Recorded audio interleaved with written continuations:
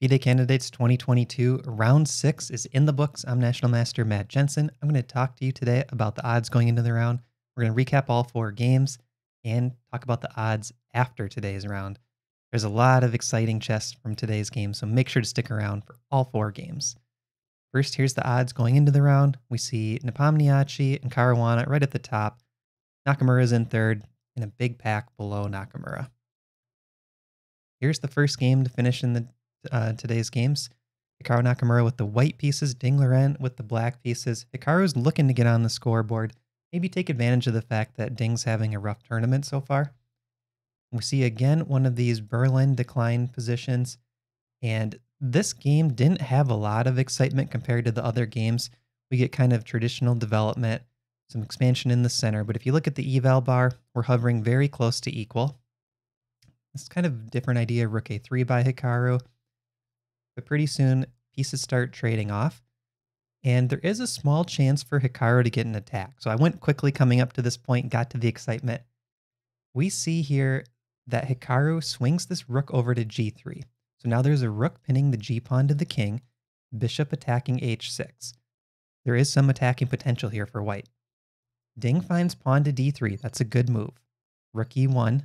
And the material at this point is +1 for Hikaru. So he's up 1 pawn. It's the double pawn on b5. And pretty much Ding could win that pawn back at any time. And that's what he does here. So now material's equal. The eval's 0.0. But there are some imbalances in the position. We got this pass pawn for Ding. And we have the potentially weak king for black as well. So Hikaru may get an attack going here. Queen to h5. This is eyeing this pawn on h6. You might be wondering, could bishop takes h6 be played here because the g-pawn is pinned? There's actually an issue with pawn to d2, and that pawn is getting way too dangerous, and this gives black a big advantage. If rook f1, queen takes e5, for example, this is not a good position for Hikaru. So he plays queen h5, queen takes b2 played by Ding. So now things are getting a bit spicy. Ding is up a pawn, and there's the pass pawn on d3. There's also the pass pawn on c7 that's ready to march up the board. Hikaru has to figure out what can he do over here on the king side to create problems.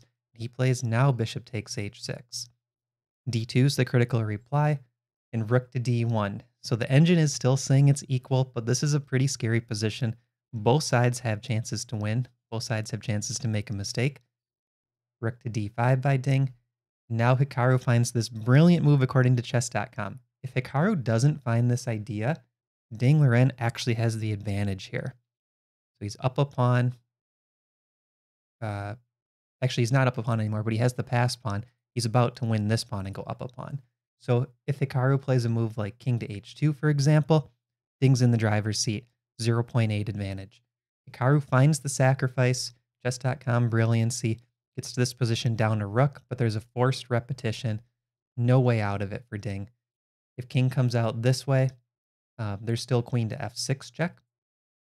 And after king to d7, there's queen takes f7 check. Both rooks attacked. This is a dead draw. So first game of the day was a draw. Let's go into game number 2. We have Timur Radjabov against Richard Rapport. And this game gets crazy at the end. So we start off with a Sicilian Taimanov. I like to play this from the black side quite a bit. And Radjabov from the white side gets a very comfortable position. He plays this queen to d3 idea, and after d5, queen over to g3. This looks pretty nice. And it's kind of up to Rapport to figure out, how do I deal with this pawn on g7 being attacked by the white queen? So he plays pawn to h5. This is an aggressive move, but it's pretty common in the Taimanov to play these h5, h4 type moves. h4 by white. And now we get into this position where things are pretty solid in the center. There's no tension. And there's not a lot of excitement for the next stretch of moves. So I'm going to fast forward a bit, get to the more exciting stuff. King comes out to d7. So now it's getting a little bit crazy. We see king on f1, king on d7. What's going to happen here? Bishop to g5, rook to f8, c3. A lot of tactics on the board. The eval bar, though, is staying very close to equal. So these guys are playing high-quality moves with a lot of tactics. Queen trade happens. So now after the queen trade, I think Radjabov was kind of thinking like, okay, maybe we're in draw territory. Like he felt he was under a little bit of pressure. um, because we did have this queen kind of lingering in white's position. Gets the queen trade. Probably kind of happy with that from the white side. And if you look at these pieces for black, Rapport is doing an awesome job getting all 4 pieces active, really going after the white king. So even though the engine eval is saying equal, it feels like black has the initiative, and it feels like black probably has the advantage. So from the white side, Radjabov is definitely trying to just survive this attack. Rook f2 check, king g1, bishop to c5, a brilliant move, setting up discoveries on the king. And f takes g4 was found. That's the strongest move for Radjabov. Rook 2 to f4 is the best reply, so really high level chess being played. The rook is ready to capture on e3, getting the knight back. So knight to e3 was played, just giving it back in this other way. Bishop takes e3, king h2, rook takes g4. So if we take account of the material here, 2 pawns up for black, but it's white to move. Bishop takes e3, rook takes bishop. Still a 2-pawn advantage for black. This is a very interesting position. We're headed towards this endgame now. 2 rooks each, 1 bishop each, 2 pawns up for black. How would you evaluate it? There's 16 minutes on the clock for Radjabov, 55 for Rapport, and we're on move 31. So there's still 9 moves to make before they get an additional amount of time. The computer actually says this is equal. That means that from the white side, Radjabov has 2 points worth of compensation for the material. Rook h to d1 check, a good move. And now all of a sudden we see the initiative is in white's hands. King to f7, king c7, rook a to b1. Look at this, the king is trapped, and this dark square bishop just wants to check the king that has no moves currently. So all of a sudden now there's a lot of tactics that favor white. Bishop to b7, bishop to c5, hitting the rook. Also ready to kind of eye both of these squares. There might be bishop to b6, there might be bishop to d6. Rook e8, bishop d6, king c8. And now here, rook to g4, a small mistake by Rapport. Rook to f1, takes advantage of it.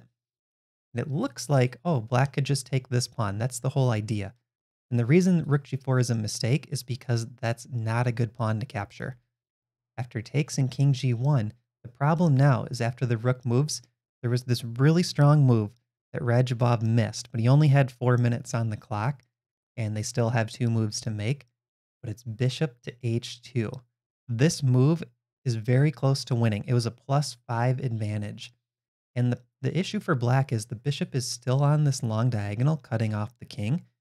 And if black makes a move like, let's say, rook to d8, this rook on the f-file comes down to the 7th rank and teams up with this rook on b1 and also teams up with the bishop that's cutting across the king position. This is very close to winning for white. This is a 5-point edge, and I think if he had, hit move 40 at this point, Radjabov would have found the win. But he didn't quite find it. He plays rook to f7, and after rook takes bishop, rook takes bishop, rook b5, the players agreed to a draw. We got a rook and pawn endgame, probably rook check, take this pawn. There's a lot of weak pawns for black, so things are just all going to get traded off. Rook and pawn endgames, a lot of them tend to be draws at the highest level. So a missed opportunity today by Radjabov. He almost had the win. He was just low on time, and that's kind of been the case for him all tournament. He gets low on time. Somewhere around move 40, he tends to make mistakes or blunders, and in this case, his blunder was a missed opportunity to play for the win. All right, the next 2 games are even more exciting than the first 2. So here we have Jan Nepomniachtchi, tournament leader. He has a +2 score against Jan Krzysztof Duda. And he starts with knight f3 and g3. So he's playing kind of this King's Indian attack setup. Very slow to start with. He's not, committing any of these pawns in the center. But these are very dangerous systems for black too. So now he puts the pawns on d4 and c4, working well with that bishop on g2. And the engine likes white here, 0.4 advantage. It's almost like a Catalan type position, except that bishop is on h5 instead of back behind the pawn chain. So now we see this trade on d5, knight to e5. After knight takes, pawn takes, you can just feel that white has a slight advantage here. This pawn sits nicely on e5 because the knight cannot come back to help defend black's kingside. And this bishop is always a nice piece on the long diagonal, cutting across the board. This bishop is ready to develop. No issues at all for white. Takes, takes. And both sides are just trying to improve the position of their pieces. Even though white has double pawns, this is something to appreciate. The position is better for white because his pieces are better placed. Now, this is where things start to get spicy. G4 and F4 by Jan. We've kind of talked about this in some other games. When one side pushes the pawns in front of their king, that can create weaknesses for the king position. This is something that Jan has to be very careful about when he plays G4 and F4. Can Jan Kristoff take advantage of the king on H2? He finds the best move here. Pawn to H6, that's a great move. Getting ready to retreat the bishop if F5 is played. Otherwise, that bishop could be trapped. Queen to E1 by Jan. Rook E8. That's a good move. So what he's doing is he's applying pressure to this lead pawn on E5, making it difficult for Jan to push these other pawns. So he's doing the right thing. He's trying to make these pawns for white a weakness. Queen G3, bishop H7, pawn to H4. Here comes the pawns. Now, this is a critical move. Duda plays rook A to D8, and I think this is an okay move, but it's not the strongest. What Duda should have played here is bishop to D4. Attacks B2, but more importantly, it attacks the E pawn. Now, if G5 is ever played, H5 could be played, and if F5 comes after that, I'll just show you. G5, H5. If F5 comes, now there's bishop takes E5. That's something that Nepomniachtchi definitely doesn't want to play into. But with the bishop on C5, it's not as dangerous to have queen takes E5 as a threat. So bishop to D4, this was a way to slow down white's pawn storm, and it was a really strong move, and I think it holds close to an equal position for Duda. Rook A to D8, G5. So now this move is very hard to deal with. The engine says plus 0.5, so only half a pawn for Jan, but the best move for Duda is almost impossible to find. It's king to H8. You actually have to allow that pawn to just sit there uncontested and let white decide if they want to keep the tension or relieve it. That's a really hard move to find, king to H8. So I think his last move, rook A to D8, was actually the bigger mistake because he put himself in this situation to have to find a move like king H8. At this point, if H5 is played, F5 is actually a good reply. Because queen takes, there's bishop F4, and these pawns are just coming way too quickly against the black king. So that's why this bishop needs to be here, ready to capture. H takes G5 played, H takes G back. Now we're looking at a 2.2 advantage for Jan. So this is kind of crazy. Jan's already leading the event. He has a +2 score, 1 point ahead of Caruana. And at this point of the game, Caruana also had an advantage against Firouzja. So you know these two players were looking at each other's boards thinking, you know, is Jan winning? Is he going to draw? Is Caruana winning? Is he about to draw? So let's see what happens. Bishop to B4 by Duda. This is a small mistake. After the trade, I think the problem for black is there's no good counterplay for these three pawns just marching up the board. So oftentimes the best thing to do when your opponent has an attack and you don't have any compensation for it, you might want to look for imbalances, and one of those imbalances is a material imbalance. So queen takes B2 played by Duda. The computer's not in love with this move, but I get the idea behind it. Duda wants to gain some material back. That way, if he needs to sacrifice material later to slow down the attack, he can, or he might also just create some messy positions close to time control where having that extra material means he can just trade queens, get into a winning endgame. So it's just something that Jan has to think about long term. I am down material. E6 played by Jan. So on the very next move, we see a blunder by Jan. The strongest move is rook to C3, and this is kind of hard to see. You're giving up another pawn. There's queen takes E2, and there's queen takes A2. But the idea is this rook can come over to the F file, and a move like G6 coming up is really strong for white. So E6 was played. F takes E, the best move. And now G6, trapping the bishop. So Jan is going up a piece here. And I think human versus human, it's a very practical decision. But the computer was not in love with this idea. It's saying that Jan has 0.7 or 0.8 advantage, so less than 1 pawn advantage. G takes H7, king to H8. So that's a mistake. King takes H7 would have been better. But again, very tactical position, hard to play for both sides.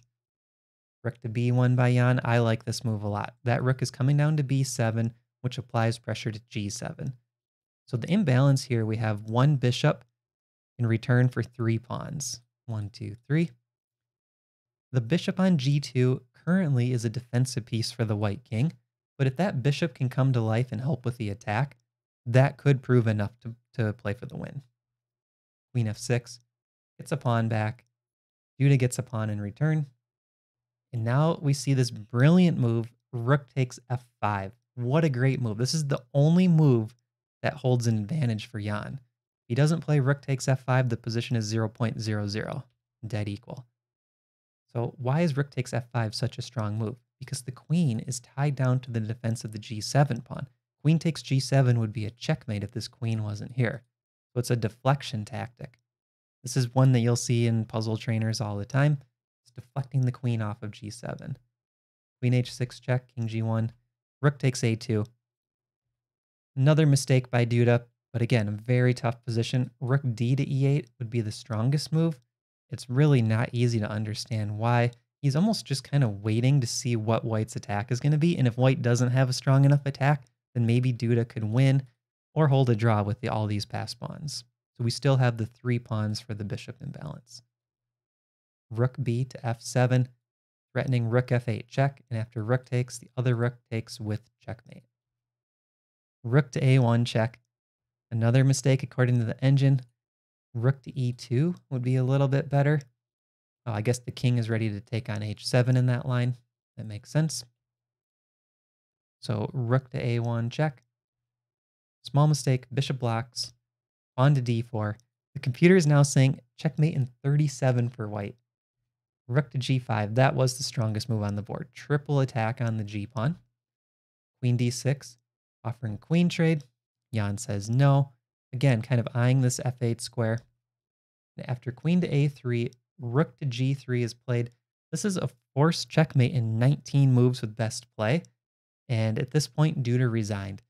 They're at move 35. He only has 5 minutes left, 1 minute per move. And he just realized that rook takes g7 is coming next. Checkmate very soon to follow.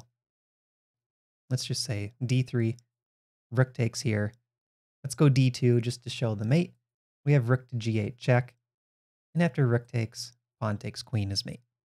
So this was the first decisive game of the day. Jan pulls ahead to +3. It knocks Duda down. So now let's see, can Fabiano return the serve, get a win on the board himself today to keep in line with Jan. He'll still be down 1 point, but he doesn't want to go down 2 wins behind Jan. So Alireza is playing the white pieces. Fabiano's playing black. And we see a Catalan. I just created a Catalan course for chess goals. If you want to check that out, link in the description. And we see this queen to d3 move by Firouzja. This is very interesting, and I'm going to look more into that because I kind of like this move. Pawn to c5, castle, c takes d, knight takes d. So a lot of things are trading off. I'm kind of wondering, I was wondering when I was watching this game, and I'm wondering now, was Alireza actually content with a draw here? Was queen to d3 a move where he just thought c5 is the best reply for black? We're going to trade a bunch of things in the center, and it should be very low risk. White always has this fianchetto bishop that kind of gives white a very slight pull, almost no matter what black does. White should never really be in trouble here. I'm wondering if that's what Alireza was thinking. Let's have Fabi play for an advantage. Maybe he'll overpress. Now we see queen to g4. Bishop to d7. At this point, it looks like there's bishop takes d5. But the problem is, if bishop takes d5, the bishop is pinned down to the rook. So there's a counter tactic. E takes d5, hits the queen. Oh, I was thinking bishop c6. So that's the counter tactic. E takes d5, hits the queen. This is an advantage for black. There's no bishop takes d5 here. Knight to d2 is played. Queen e7, knight f3. So both sides are trying to improve their pieces. And coming up here, things get wild. Bishop to g5. This is a nice looking move. The strongest reply is bishop takes bishop. So we see another one of these deflection tactics. The black queen is trying to defend both bishops because the rook on d1 pressures d7. White is actually threatening. Simply bishop takes f6, and the queen cannot take back. So here Fabi takes, and now knight takes g5. Double attack on h7, threatening a checkmate. Pawn to h6 played, and the knight goes back. But this pawn on h6 could become a target for white later on. And I think the main imbalance here is the bishops. The bishop on g2, it's now blocked by the e-pawn, but the bishop on c6 is ready to attack the e-pawn for white. So I think this favors Fabi very slightly, the bishop imbalance. Knight to c6, and I get why Firouzja plays this. He wants to eliminate that imbalance that we just discussed.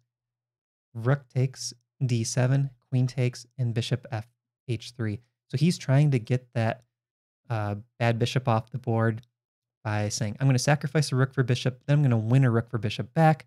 We're going to be equal material, and hopefully I can just head to a safe draw. f5, though, played by Fabi. This is a great move according to chess.com. I like this move a lot.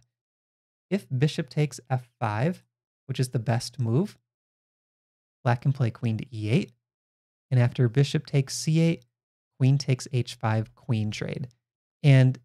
Or queen drop. And if the queen takes here, this rook takes back, keeping the material. So I don't know if Firouzja just missed this idea, pawn to f5, but he's not able to get his exchange back right away. And I don't think he would have gone into this had he known he wasn't getting his exchange back, because he really doesn't have any compensation for the exchange. So he plays e takes f5. This is a mistake, and now we're in -3 territory for Fabi. So right around this point in the game, Jan was also showing a 2 or 3 point advantage. So you know these players were looking at each other's boards. Rook c to e8 by Fabi, and he wants to get behind this pawn. So the question is, how can he use the exchange to play for the win? How can he use his extra rook? Pawn to e4. If this pawn is able to push and trade off, that opens up the e file for black's rooks. Rook to d1, queen f7, and queen takes a2. So what Fabi's trying to do here is he's looking for ways to get the rooks into the game. Trading pawns are definitely going to help black. Queen takes a2. He has to calculate, though, does Firouzja have enough counterplay? Knight to g6, that rook is getting into black's camp, and you do have to be very careful of knight forks. If you look at the clocks, we have 9 minutes for Firouzja, 29 for Fabi. We're at move 26, so they have 14 moves left and only 9 minutes for Firouzja. We've seen it all tournament. I love this time control, by the way. The no increment to get to move 40, it's creating very interesting chess. A lot of these players are getting low on time, and maybe over time they'll get a little bit quicker if they get more used to this time control, because so many blunders are happening close to that move 40 mark. Rook to f7. This knight comes back, and now we see queen to b3 by Fabi and pawn to e3. Makes a lot of sense. The rook is backing up the pawn. He wants to trade pawns off and get those rooks in the game. Rook to d8, offering a trade on one set of rooks. This is an important point for all of us to learn from. When you have 2 rooks versus 1 in a material imbalance, oftentimes when you have the 2 rooks, you want to swap off one set of rooks because your remaining rook doesn't have a rook counterpart that can balance it out. So when you have the 1 rook and your opponent has 2, typically you want to avoid the rook trade.